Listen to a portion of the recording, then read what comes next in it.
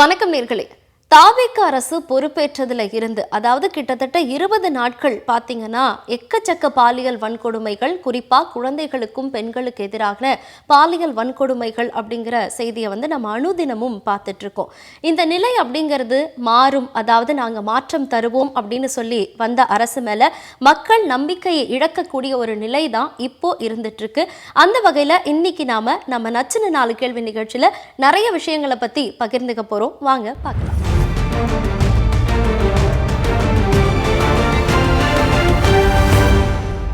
தமிழ்நாட்டுல புதுசா ஒரு அரசியல் மாற்றம் நடந்து தாவேக ஆட்சிக்கு வந்திருக்கு. பொதுவாகவே புது கவர்மெண்ட் வரும்போது நிறைய எதிர்பார்ப்புகள் இருக்கும் இல்லையா?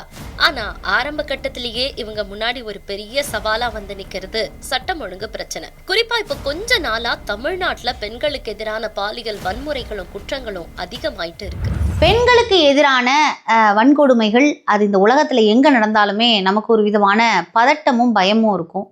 ஐயோ, அந்த பிள்ளை எப்படி தாங்கியிருக்குமோ, அதனுடைய எண்ணங்கள் என்னவா இருக்கும், இதற்கப்புறம் அவ ஃபேஸ் பண்ண போற அந்த வாழ்க்கை எப்படி இருக்கும். ஏன்னா ஒரு முறை இந்த பாலியல் சீண்டல்களுக்கோ இல்லது இந்த மாதிரி மொலஸ்டேஷனுக்கோ நம்ம உள்ளாயிட்டோம் அப்படின்னா யார் மேலேயுமே நம்பிக்கை வராது.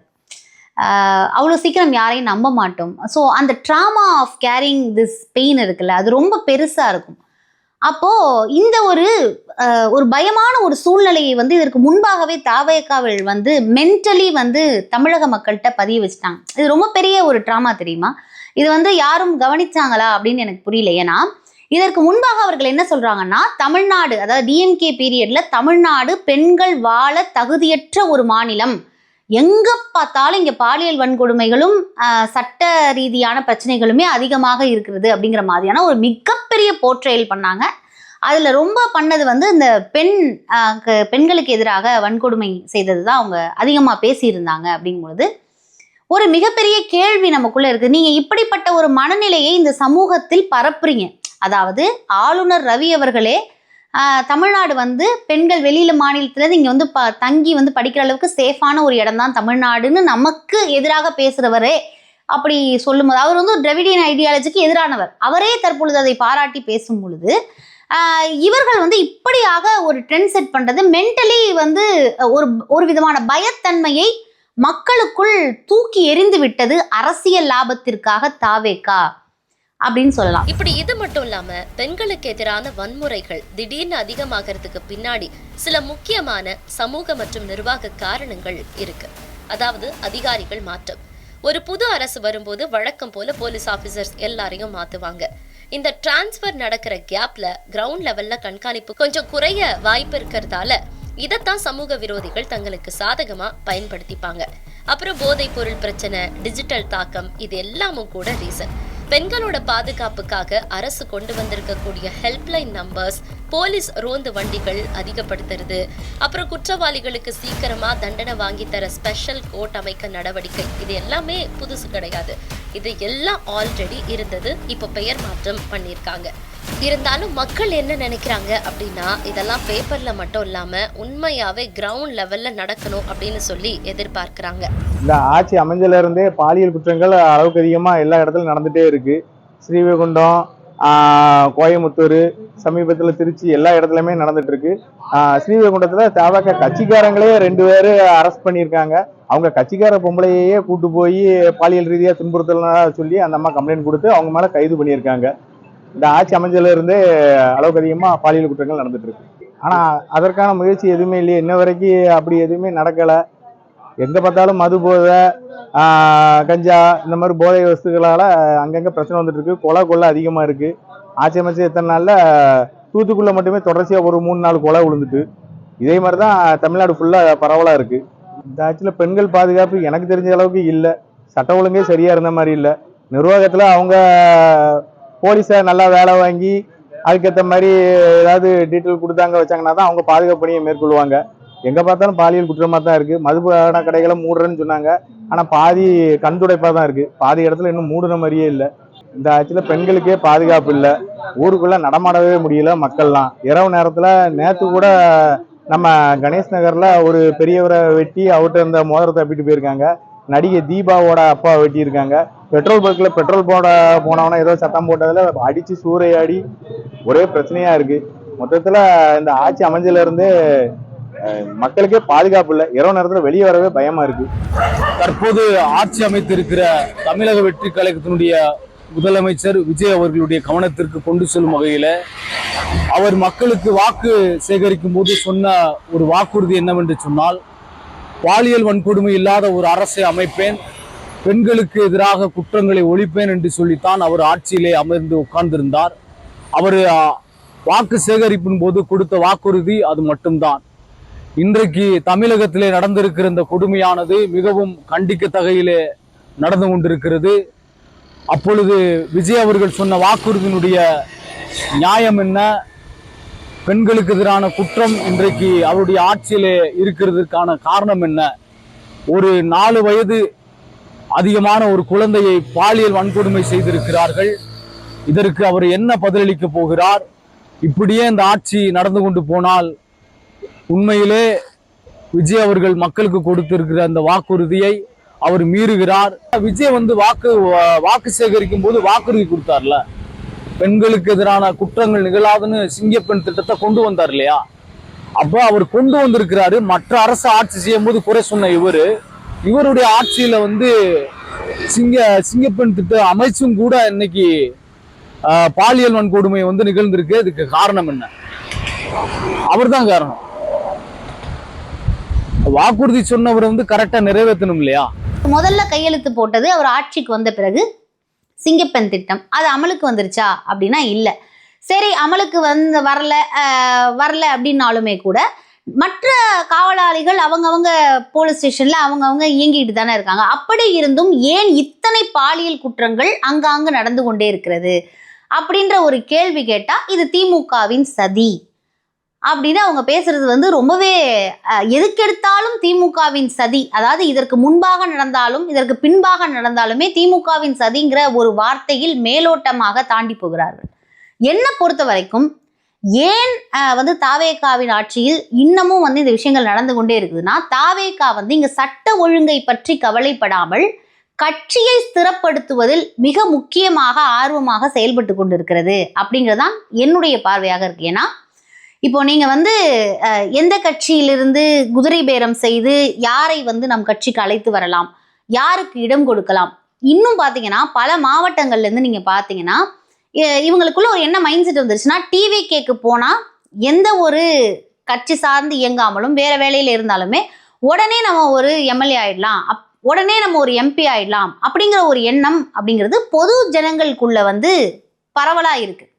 இப்போ என்ன ஆகுதுன்னா, அதாவது ரவுடி மாதிரி இருக்கக்கூடிய ஆட்களாக இருக்கட்டும், இல்லை இந்த கட்ட பஞ்சாயத்து பண்ணுறவங்க 4 பேரை கூப்பிட்டு மிரட்டுவாங்கல்ல, அந்த மாதிரி இருக்கக்கூடியவங்கெல்லாம் என்ன பண்ணுறாங்க அப்படின்னா, அப்போ நமக்கு ஒரு பவர் வேணும் அப்படிங்கிற மாதிரியான ஒரு சிந்தனையில் பேட்சாக என்ன பண்ணுறாங்க, டிவிகேயில் போய் இப்போ நம்ம சேர்ந்துருவோம், அப்போ தான் நமக்கு ஒரு பவர் இருக்கும்ன்ற மாதிரியான ஒரு சூழ்நிலைகளுக்கு கட்சியை எல்லா மாவட்டங்களிலும் இருக்கக்கூடிய இடங்களிலிருந்து ஸ்திரப்படுத்துவதற்காக ஒரு கட்டுமானத்தை செய்வதற்கான ஒரு வேலையிலே மும்மரமாக தாவேகா இறங்கி இருப்பதால் தமிழ்நாட்டில் இருக்கக்கூடிய சட்ட ஒழுங்கு சீர்கெட்டு சிரித்து கொண்டிருக்கிறது அப்படின்னு சொல்லலாம்.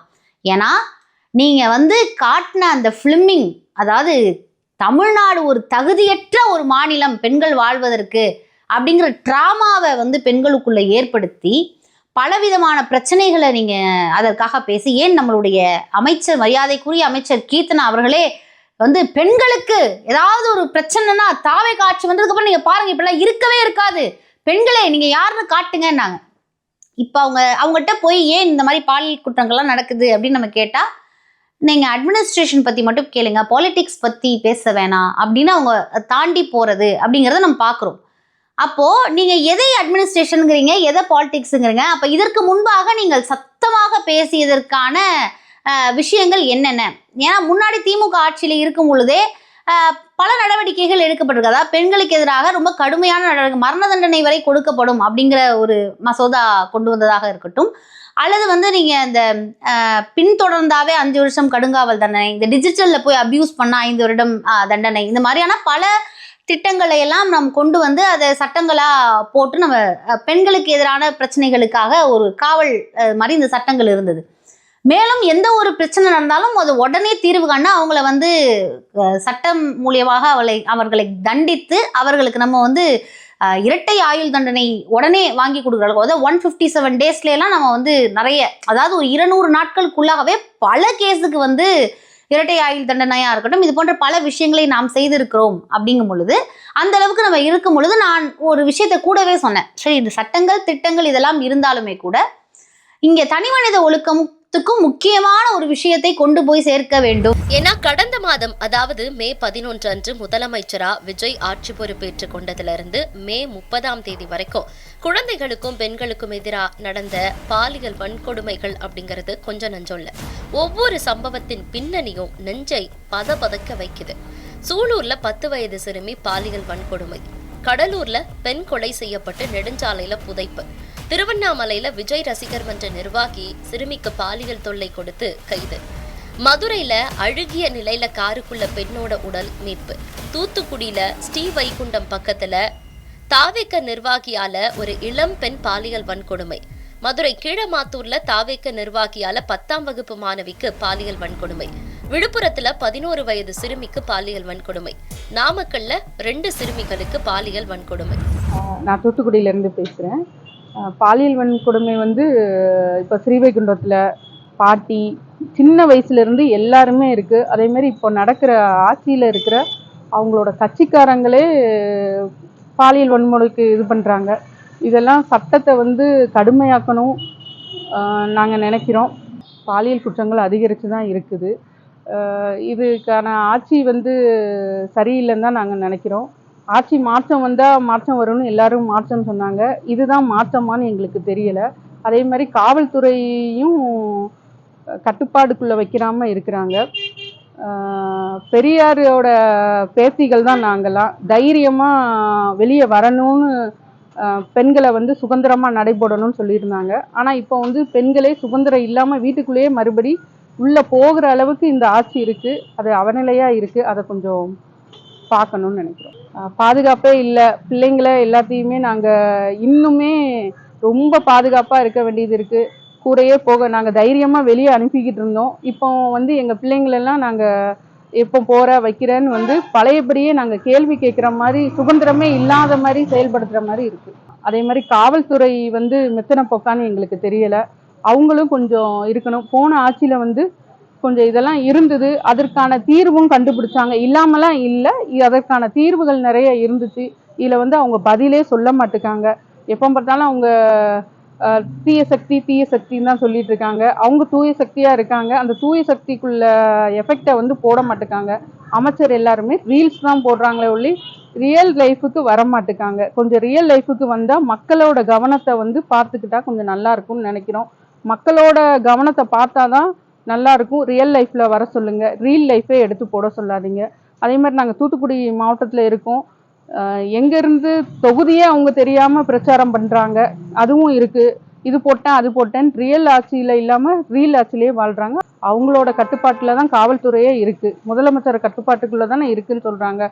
அவங்க வந்து அதை சரி பண்ணலாம் இல்லையா? அவங்களுக்கு எந்த நிர்வாகமும் தெரியாததுனால தான் இவ்வளோ சீர்கேடு இருக்குது. நிறைய சீர்கேடு தான் இருக்குது தமிழ்நாட்டில். எதை எடுத்தாலும் 6 மாதத்துக்கு நாங்கள் 6 மாதத்துக்குன்னு சொல்கிறாங்க. அப்போ இந்த பாலியல் வன்கொடுமைக்கு 6 மாதம் கழித்து தான் தீர்வு காமிப்பாங்களா? உடனே தீர்வு காமிக்க மாட்டாங்களா? அதுக்கான இருக்குது. ஏதோ ஒரு ஸ்கூலில் போய் ஏபிசிடி படிக்கிற மாதிரியா இருக்குது. அந்த பிள்ளைங்களுக்கு வேணால் 6 மாதம் டைம் கேட்கலாம். இதுக்கெல்லாம் 6 மாதம் டைம் கேட்கக்கூடாதுன்னு நினைக்கிறேன். இந்த மாதிரியா நடக்கக்கூடிய சம்பவங்கள், குறிப்பா பொது இடங்கள்ல பெண்களுடைய பாதுகாப்பை உறுதி செய்ய காவல்துறையோ அரசோ இன்னும் கூடுதல் நடவடிக்கையோ, அதே போல பாதிக்கப்பட்ட பெண்கள் காவல் நிலையத்தை அணுகும் போது அவர்களுக்கான பாதுகாப்பு ஒத்துழைப்பும் திருப்திகரமானதாகவும் இருக்கணும். தமிழ்நாட்டில் இருக்கக்கூடிய மற்ற மாவட்டங்கள்ல நடக்கக்கூடிய பாலியல் வன்முறைகள் ஒருபுறம் இருக்க, தமிழ்நாட்டோட தலைநகரான சென்னையிலயும் ரொம்ப குரூரமான வன்முறை சம்பவங்கள் இந்த 20 நாட்கள்ல நடந்திருக்கு. சென்னையில 16 வயது சிறுவனுக்கு மது கொடுத்து பாலியல் வன்கொடுமை. அதுவே யாரால அப்படின்னு கேட்டீங்கன்னா தலைமை காவலரால. அப்புறம் 61 வயது மூதாட்டிய 5 பேர் சேர்ந்து கூட்டு பாலியல் வன்கொடுமை செஞ்சிருக்காங்க. சென்னை காசிமேட்ல 11 வயது சிறுமிக்கு பாலியல் வன்கொடுமை. அதுக்கு காரணம் புதுசா ஆட்சி அமைத்திருக்கக்கூடிய அரசோட பகுதி பொறுப்பாளர் அப்படின்னு சொல்றாங்க. சென்னை மெரினா கடற்கரையில 6 வயது சிறுமிக்கு பாலியல் வன்கொடுமை. புதிய அரசு பொறுப்பேற்றதிலிருந்து தமிழகத்தில் பாலியல் வன்கொடுமை மிக அதிகமாக இருக்கிறது. இதற்கு மூல காரணம் மது கஞ்சா. மது அடிச்சுட்டு கஞ்சா அடிச்சுட்டு அவன் என்ன செய்யறன்னு தெரியாம தப்பு செய்யறான். பாலியல் கொடுமை வன்கொடுமை அதிகமாக ஆயிடுச்சு தமிழ்நாட்டில். எங்கு பார்த்தாலும் தினம் பேப்பர் எடுத்து திறந்தாவே இங்க கொலை அங்க கொலை, இங்க 5 வயசு பெண்கள் இருந்து 60 வயசு அம்மா வரைக்கும் பாலியல் வன்கொடுமை செஞ்சு கொலை செய்யறாங்க. தமிழக அரசு உடனடியா இதுல தலையிட்டு கடுமையான நடவடிக்கை எடுத்தா மட்டும்தான் இதை குற்றத்தை குறைக்க முடியும். அவங்க தேர்தலுக்கு முன்ன அவங்க வாக்குறுதியை கொடுத்தாங்க. அவங்க ஆட்சிக்கு வருவுன்னு தெரிஞ்சு கொடுத்தாங்களா இல்ல தெரியாம கொடுத்தாங்கன்னு தெரியல. ஆட்சிக்கு பொறுப்பேற்றதிலிருந்து இது வரைக்கும் எந்த ஒரு கடுமையான நடவடிக்கையும் எடுக்கல. அதனால எல்லா குற்றங்களும் அதிகரிச்சுக்கினே இருக்குது. அவங்க தேர்தல் வாக்குறுதி கொடுத்த ஒரு வாக்குறுதி கூட இது வரைக்கும் அவங்க நடைமுறைக்கு கொண்டுன்னு வரல. இப்போ பாலியல் வன்கொடுமை அதிகரிக்கிறதுக்கு இப்போ இருக்கிற முதலமைச்சர் தான் போலீஸ் துறையை கையில வச்சிருக்கிறாரு. அவங்களுக்கு சரியான சுதந்திரத்தை கொடுத்து அவங்க கடுமையான நடவடிக்கை எடுத்தாக்க இந்த வன்கொடுமை குறையும். பாலியல் வன்கொடுமை அவர் இன்னும் மெத்தன போக்கோட செயல்படுறதுனாலதான் அரசு மெத்தன போக்கோட செயல்படுது. காவல்துறையுடைய கையை கட்டி போட்டு இருக்கிறாங்களா என்னான்னு இன்னும் தெரியல. அதனால அவங்களாலே கரெக்டான நடவடிக்கை எடுக்க முடியல. மேல இருந்து உத்தரவு வந்தாதான் அவங்க கடுமையான நடவடிக்கை எடுப்பாங்க. அப்படி கடுமையான நடவடிக்கை எடுத்தால் மட்டும்தான் தமிழகத்துல இந்த பாலியல் வன்கொடுமை எங்கு பார்த்தாலும் அது ஒண்ணு. இப்ப திருட்டு கொள்ளை அதிகரிச்சிருச்சு. நம்ம சங்கம் பகுதியிலே எடுத்துக்கிட்டீங்கன்னாக்கா ஒரு வாரமா எங்கு பார்த்தாலும் பூட்டை உடைக்கிறாங்க, கொள்ளடிக்கிறாங்க, நகை கொள்ளடிக்கிறாங்க. போலீஸ் துறைக்கு போய் சொன்னாலும் இதெல்லாம் எங்களாலே கட்டுப்படுத்த முடியல அப்படின்னு போலீஸ் துறையில இருந்து தகவலை சொல்றாங்க. இன்னும் இது வரைக்கும் எந்த ஒரு குற்றவாளி இது வரைக்கும் 15 வீடு பூட்டு உடைக்கப்பட்டு இருக்கிறது, நகை கொள்ளடிக்கப்பட்டு இருக்குது, மாடு பிடிச்சிட்டு போயிட்டு இருக்கிறாங்க. இது வரைக்கும் எந்த ஒரு குற்றவாளி இந்த நிமிஷம் வரைக்கும் கைது செய்யப்படலை. அது காரணம் என்ன? ஒண்ணு அரசு சுதந்திரமா காவல்துறையை செயல்பட விடலையா இல்ல இவங்க செயல்படாம இருக்கிறாங்களான்னு அது அரசுக்கு தான் வெளிச்சம். குற்றங்கள் அதிகரிக்கிறதுக்கு காரணம் என்ன? மதுவு, போதை, கஞ்சா. எங்கு பார்த்தாலும் கஞ்சா புழக்கம் அதிகரிச்சிருச்சு. இப்போ போதை இவங்க 777 கடையை மூடுறேன்னு சொன்னாங்க. இங்க பார்த்தா கடையை எத்தனை மூடினாங்கன்னு இது வரைக்கும் அவங்க அறிவிக்க கொடுக்கல. கடையை மூடன மாதிரி மூடி திரும்ப புது கடைகளை திறக்கிறாங்க, பாரு திறக்கிறாங்க. அதனால குற்றங்கள் அதிகரிக்குது. தமிழ்நாட்டுல குற்றங்கள் அதிகமான இப்ப நடக்கிறது காரணம் கஞ்சா, இந்த போதை. இதுதான் உடனடியாக அந்த மதுக்கடைகளை மூடணும். கஞ்சா விற்பனையை முழுக்க இரும்பு கரம் கொண்டு அடக்கணும். அப்பதான் இளைஞர்களுடைய வாழ்வை காப்பாற்ற முடியும். இளம் பெண்களை அவங்க பாதுகாப்பா இருக்க முடியும். இதுதான் முன்ன மதுக்கடையும் இந்த போதை பழக்கத்தையும் மதியம் ஒழிச்சா மட்டும்தான் இந்த நாடு வருங்கால இளைஞர்களை காப்பாற்ற முடியும். எல்லாமே தூங்கி வந்தா போதைக்கும் இந்த கஞ்சா பழக்கத்துக்கு அடிமையாகி அவன் வருங்காலத்துல அவன் திருமணம் பண்றதுக்கே தகுதி இல்லாதவன் ஆயிடுவானாட்டுங்குது. உடனடியா தமிழ்நாடு அரசு இதில் தலையிட்டு இந்த சாராய கடையை மூடணும். கஞ்சா பழக்கத்தை இரும்பு கரம் கொண்டு அடக்கினா மட்டும்தான் வருங்கால இளைஞர்களின் வாழ்வை காப்பாற்ற முடியும். இது எல்லாமே 20 நாட்களுக்குள்ள நடந்த பாலியல் வன்கொடுமைகள். இது எல்லாமே ஏதேதோ காரணங்களால நடந்தாலும் குற்றவாளிகளுக்கு கடுமையான தண்டனை அப்படிங்கறத தாண்டி பாதிக்கப்பட்ட குடும்பங்களுக்கு சமூக ரீதியாகவும் சட்ட ரீதியாகவும் ஆதரவு கொடுப்பது ரொம்பவே அவசியம். அதே போல மக்களோட அடிப்படையே பாதுகாப்பு தான். அதுக்கான முன்னுரிமை அப்படிங்கிறது எப்பவுமே மாறக்கூடாது அப்படின்னு மக்கள் கேட்டுக்கிறாங்க. இப்ப நடக்கக்கூடிய இந்த ஆட்சியில அவங்க பதவியேற்ற இந்த 20-25 நாட்களுக்குள்ளாகவே இந்த மாதிரியான குற்றங்கள் மிகவும் அதிக அளவில் நம்ம நாட்டில் நடந்து கொண்டிருக்கிறது. அது மட்டும் இல்லாமல் அதை பற்றிய எந்த ஒரு கருத்தையும் முதல்வர் வாய் திறப்பது கிடையாது. அவர் வாய் திறந்து இதுக்கான எந்த ஒரு பதிலையும் சொல்ல போகிறது கிடையாது. அது உண்மையிலேயே அவரோட நாலேஜுக்கு போதான்றதே சந்தேகமாக இருக்கிறது. அதுவும் இல்லாமல் காவல்துறைக்கு அவர் கையில் காவல்துறையை வச்சிருந்தாலும் காவல்துறைக்கு முழு அதிகாரத்தை கொடுத்து நீங்கள் தைரியமாக எல்லா விதமான நடவடிக்கைகளும் அதிகபட்ச தண்டனை கொடுக்குற அளவுக்கு நீங்கள் நடவடிக்கை மேற்கொள்ளுங்க அப்படின்னு சொல்லிட்டு முதலமைச்சர் ஒரு அறிக்கையை கொடுத்தாதான், ஒரு உத்தரவு கொடுத்தாதான் காவல்துறையும் அவங்க இறங்கி செயல்பட முடியும். கடந்த ஆட்சி காலத்தில் காவல்துறையை கையில் வைத்திருந்த முதலமைச்சர் அவர்கள் என்ன பண்ணாங்கன்னா மிகவும் பவராக அவங்கள வேலை செய்ய விட்டாங்க. முழு பவர் கொடுத்துருந்தாரு.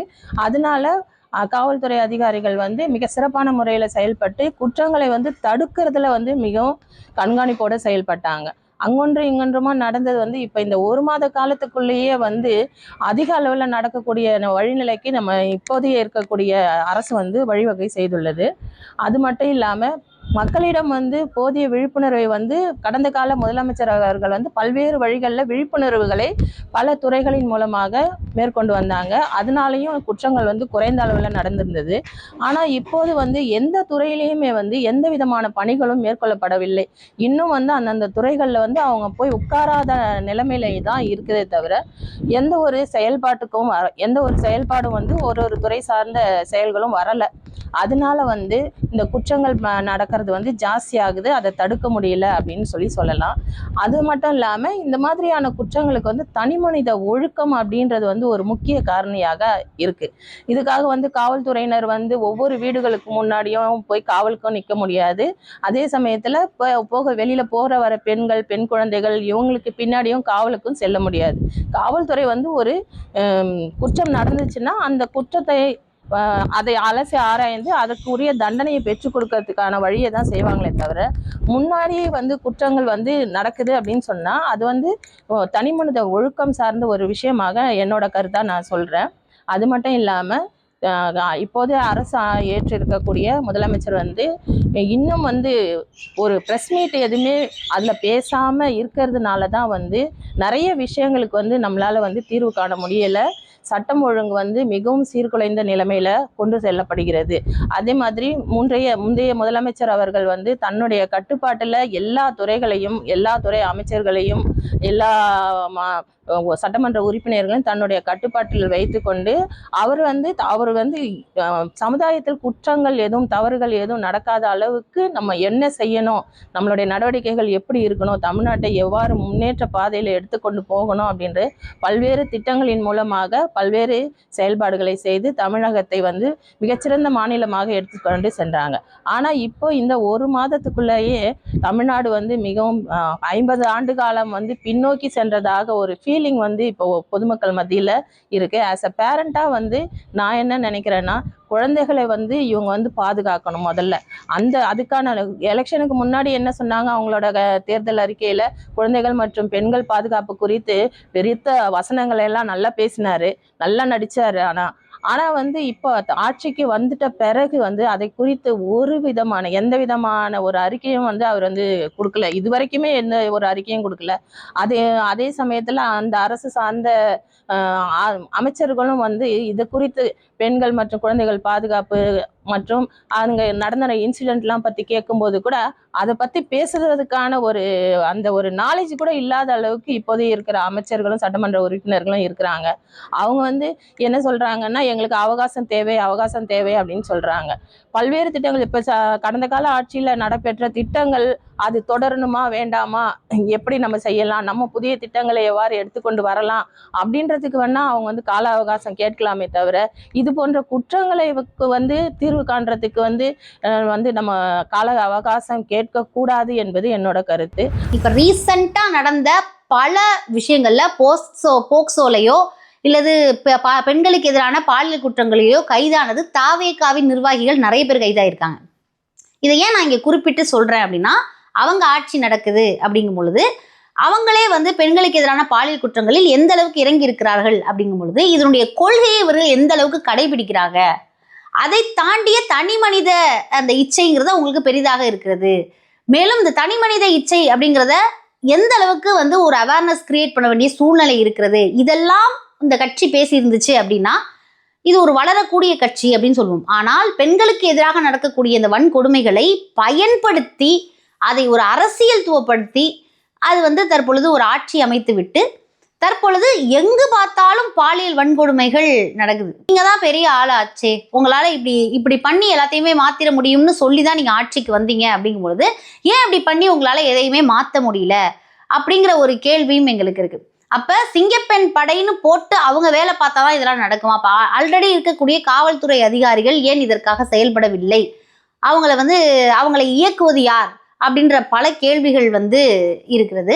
பெண்களுக்கு பாதுகாப்பு கொடுக்க வேண்டிய அந்த பிங்க் பேட்ரோல் சிஸ்டத்தையாவது ஆல்ரெடி அதை எக்ஸ்பேண்ட் பண்ணி விட்டுருக்கலாம். இந்த ஈகோவும் பார்க்காம அதை நீங்க பண்ணிட்டு இருங்க அப்படின்னாவது நம்ம சொல்லியிருக்கலாம். ஸோ அந்த மாதிரி ஏதோ ஒரு விஷயத்த முன்னெடுத்து கொண்டு போவதனுடைய அவசியம் இங்கு அதிகமாக இருக்கிறது. அதை தயவு கூர்ந்து இந்த ஆட்சியில் இருப்பவர்கள் இதை கன்சிடர் பண்ணி இந்த கரண்ட் பிரச்சனை, தண்ணி பிரச்சனை, பெண்களுக்கு எதிராக நடக்கக்கூடிய இந்த பாலியல் பிரச்சனைகள்லாம் ஒன்றுடன் ஒன்று தொடர்புடன் இருப்பதாக சரியான ஒரு தீர்வை எடுக்கணும் அப்படிங்கிறது எங்களுடைய வேண்டுகோளாக இருக்கு. மக்களோட அடிப்படையே பாதுகாப்பு தான். அதுக்கான முன்னுரிமை அப்படிங்கிறது எப்பவுமே மாறக்கூடாது. தாவேக்கா அரசை பொறுத்த வரைக்கும் இப்ப வரக்கூடிய இந்த விஷயங்களை ஒரு அலாரமா எடுத்துக்கணும். பெண்களுக்கு எதிராக நடக்கக்கூடிய இந்த குற்றங்களை எந்தவித சமரசமும் இல்லாம அதற்கான உரிய நடவடிக்கை எடுக்கணும் அப்படிங்கிறது தான் மக்களுக்கான பிரதான கோரிக்கையாவே இருக்கு. இதே போல் மீண்டும் ஒரு நிகழ்ச்சியில் உங்களை சந்திக்கும் வரை உங்களிடமிருந்து விடைபெறுவது நான் உமேரா.